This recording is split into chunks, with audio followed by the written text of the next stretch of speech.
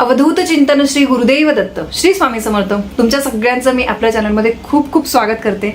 सगळे अगदी आनंदी असाल अशी मी अपेक्षा करते आणि आजचा पण दिवस छान आनंदाचा जाऊ देत ही मी आपल्या स्वामींच्या चरणी प्रार्थना करते। अधिक मास येतोय आणि अधिक मास जेवढा शुभ असतो त्यामध्ये आपल्याला काही शुभ गोष्टी करायच्या असतात। चांगली कामे आपल्या हातून अशा शुभ महिन्यामध्ये झाली पाहिजे, पण यासोबतच आपल्याकडून काही चुका होऊ नये, कळत न कळत आपल्याकडून काही चुका होऊ नये आणि या जर चुका आपल्याकडून झाल्या तर मग आपल्याला त्या गोष्टींचं वाईट फळ जे आहे ते आपल्याला भोगावं लागतं। मग आपल्यालाच म्हणायची वेळ येते की मग माझ्या बाबतीतच असं का घडतं। म्हणून आपल्याला काही गोष्टींची काळजी घ्यायची आहे। अधिक महिन्यामध्ये कुठल्या गोष्टी आपण करू नये, कुठल्या गोष्टी आपल्याकडून टाळल्या गेल्या पाहिजे याबद्दलची माहिती मी तुम्हाला आजच्या व्हिडिओमध्ये देणार आहे। तर अधिक मासामध्ये सगळ्यात पहिले मी तुम्हाला सांगते की आपण कुठल्या शुभ गोष्टी कराव्या की ज्यामुळे भगवान विष्णू जे आहे तर ते आपल्यावर प्रसन्न होतील। अधिक मास हा भगवान विष्णूंना समर्पित असतो आणि त्यामुळे या महिन्यामध्ये तुम्ही जमेल तेवढी भगवान विष्णूंची सेवा करा, नक्कीच तुम्हाला फायदा होईल। हे बघा, या महिन्यामध्ये तुम्ही भगवान विष्णू, भगवान नरसिंह, त्यानंतर भगवान कृष्ण यांच्या संबंधित ज्या पण काही तुम्हाला व्रत वगैरे करायचे असतील ते तुम्ही करू शकता। यानंतर दुसरी गोष्ट म्हणजे विष्णू सहस्रनामाचा पाठ करा, श्री सूक्त, पुरुषसूक्त या गोष्टी तुम्हाला वाचायच्या असतील जेव्हा जमतील तेव्हा वाचा। युट्यूबवर ऐका, हरकत नाही, पण वाचा। खूप चांगला फरक तुम्हाला तुमच्या आयुष्यामध्ये दिसेल। तुमच्या आयुष्यामध्ये कुठल्याही अडचणी समस्या चालू असतील ना तर कुठेतरी त्यांना मार्ग मिळेल, त्या अडचणी ज्या आहेत त्या संपतील। तर त्यामुळे हा महिना शुभ असल्यामुळे त्याचा आपल्याला फायदा घ्यायचा आहे। आणि दुसरी गोष्ट म्हणजे तुम्हाला या महिन्यामध्ये दान करायचं आहे। दानाला खूप महत्त्व आहे, याबद्दलचा एक स्पेशल व्हिडिओ पण मी तुमच्यासाठी आणणार आहे। पण दान करा, यथाशक्ती जमेल ते दान करा, पण नक्की दान करा। या अधिक महिन्यामध्ये आणि त्यातल्या त्यात हा श्रावण आहे तर त्यामुळे दान दक्षिणा असं कार्य केल्यामुळे आपल्याला पुण्य मिळतं।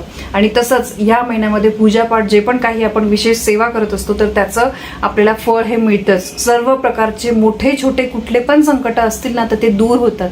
म्हणून तुम्हाला या महिन्यामध्ये जमेल तेवढी सेवा करायची आहे। तुमच्यावरती कर्जाचा काही समस्या असेल, घरामध्ये काही कटकटी असतील, नवरा बायकोचं जमत नसेल, काहीही असेल तर या अधिक मासामध्ये तुम्ही व्रत करा, तुम्हाला त्याचा 100% फायदा होईल। आता या काही गोष्टी आहे ज्या आपण अधिक मासामध्ये केल्या पाहिजे। दुसरी आणि महत्त्वाची गोष्ट म्हणजे तुम्ही सेवा करा नका करू तुमच्यावर आहे। तुम्हाला मनापासून इच्छा असेल तर तुम्ही नक्की सेवा कराल, उगाच कोणीतरी सांगतंय म्हणून करू नका। जर तुम्हाला मनापासून इच्छा आहे, मनापासून कुठेतरी वाटतंय की मी हे पारायण केलं पाहिजे, ती सेवा केली पाहिजे, ही सेवा केली पाहिजे, तरच तुम्ही सेवा करा। कारण जेव्हा आपण मनापासून करतो ना तर तेव्हाच त्या गोष्टीचा फायदा होत असतो। उगाच मनावर लादून जर काही आपण केलं तर मग त्याचा फायदा होत नाही। मग तुम्ही सेवा करत असाल किंवा नसाल, पण काही गोष्टी, काही चुका आपल्या हातून या शुभ महिन्यात होणं आपल्याकडून टाळलं गेलं पाहिजे। काही चुका आपण घडू नयेत याची काळजी घेतली पाहिजे। सगळ्यात पहिले म्हणजे या महिन्यामध्ये कोणत्याही प्रकारचं व्यसन करू नका। त्यानंतर नॉनव्हेज, कुठलं पण छोटं मोठं कोणतंही व्यसन असेल त्यापासून दूर राहण्याचा प्रयत्न करा। आणि मांसाहार करू नका। थोडं हे बघा, तुम्ही जर मांसाहारी असाल तर तुम्हाला काही गोष्टी या गोष्टी थोडंसं करणं अवघड जातं। पण हे बघा, आपण खाणं पिणं तर नेहमीच करत असतो, पण मग थोडे काही दिवस आपण हे नियम पाळायला काय हरकत आहे, त्याचा फायदा आपल्यालाच होत असतो। म्हणजे प्रत्येक गोष्ट जी आहे ना तर त्याच्या मागे काहीतरी श्रद्धा सुद्धा आहे आणि सायंटिफिक रिझन सुद्धा आहे। तर त्यामुळे लक्षात घ्या, नॉनव्हेज वगैरे या गोष्टी खाणं कटाक्षाने टाळा। यानंतर दुसरी गोष्ट म्हणजे मध, त्यानंतर तांदळाचे पाणी, उडीद डाळ, मोहऱ्या, मसूर, त्यानंतर मुळा, कांदा, लसूण, शिळं अन्न, मादक पदार्थ यांचं सेवन करू नका। हे जे पदार्थ मी तुम्हाला सांगितले आहे हे तामसी अन्न म्हणून मानलं जातं, तर या पदार्थांचं सेवन शक्यतो अधिक महिन्यामध्ये केलं नाही पाहिजे। यानंतर दुसरी गोष्ट म्हणजे या महिन्यामध्ये मंगल कार्य करू नये, म्हणजे विवाह, त्यानंतर बाळाचं बारसं, त्यानंतर काही साखरपुडा, मुंज, गृहप्रवेश अशा ज्या गोष्टी आहे या महिन्यामध्ये कुठलं पण शुभ कार्य जे आहे, मंगल कार्य जे आहे ते अधिक मासामध्ये करू नये। जावळ काढू नये, त्यानंतर बाळाचे कान वगैरे टोचायचे असतील किंवा तुमचे स्वतःचे मोठ्यांचे पण कान वगैरे टोचायचे असतील तर अधिक महिन्यामध्ये कान टोचू नका। महिलांनी अधिक महिन्यामध्ये केस कापू नये। यानंतर महिलांनी अधिक महिन्यामध्ये चुडा भरू नये। सगळ्यात महत्त्वाचं म्हणजे कुलदेवतेची स्थापना करू नये। समजा तुमच्याकडे काही कारणामुळे तुम्हाला कुलदेवीची स्थापना करायची आहे तर या अधिक मासामध्ये ती करू नका, बाकी इतर महिन्यांमध्ये तुम्ही करू शकता।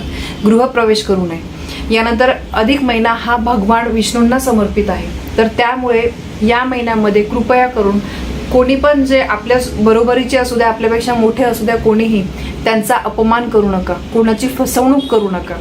हा जो महिना आहे ना हा खूप पवित्र महिना आहे, तर त्यामुळे या महिन्यामध्ये केलेल्या छोट्या छोट्या चुकांचं आपल्याला खूप वाईट फळ भोगावं लागू शकतं. मग आपणच म्हणतो माझ्यावरच ही वेळ का येते.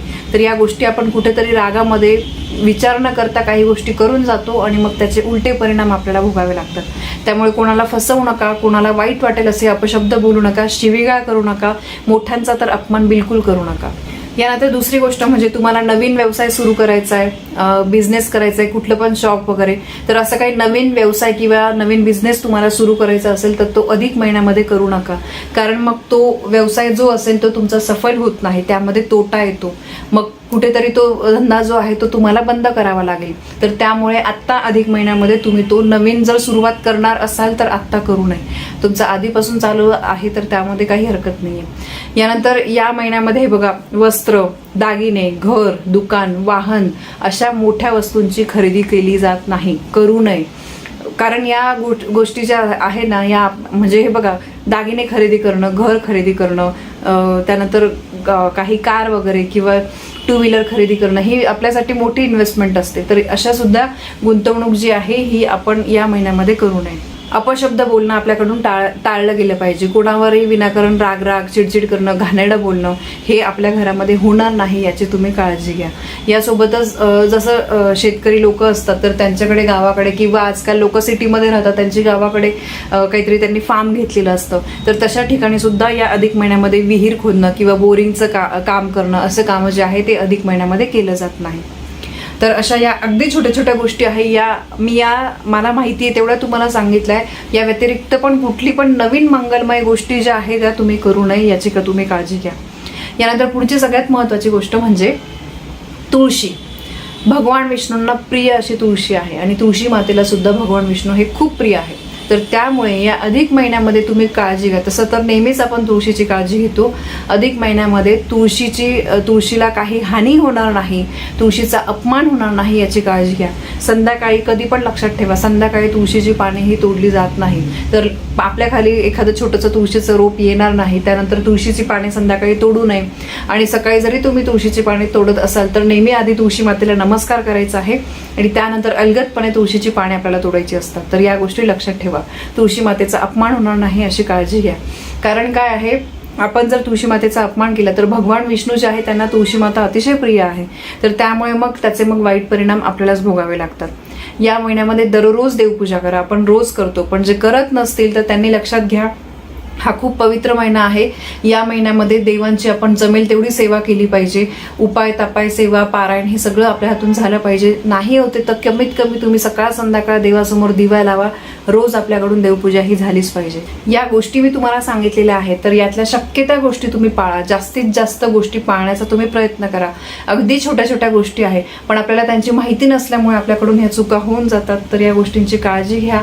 कारण हा महिना जो आहे तो अतिशय पवित्र आहे. अधिक महिन्यामध्ये आपल्याला भगवान विष्णू नाराज होणार नाही आपल्यावर याची आपल्याला काळजी घ्यायची आहे. तर ही अतिशय महत्त्वाची माहिती मला तुमच्यापर्यंत पोहोचवायची होती. माहिती आवडली असेल तर व्हिडिओला लाईक करा, शेअर करा, कमेंट करा. पुन्हा भेटूया अशा एका नवीन व्हिडिओसोबत. तोपर्यंत श्री स्वामी समर्थ.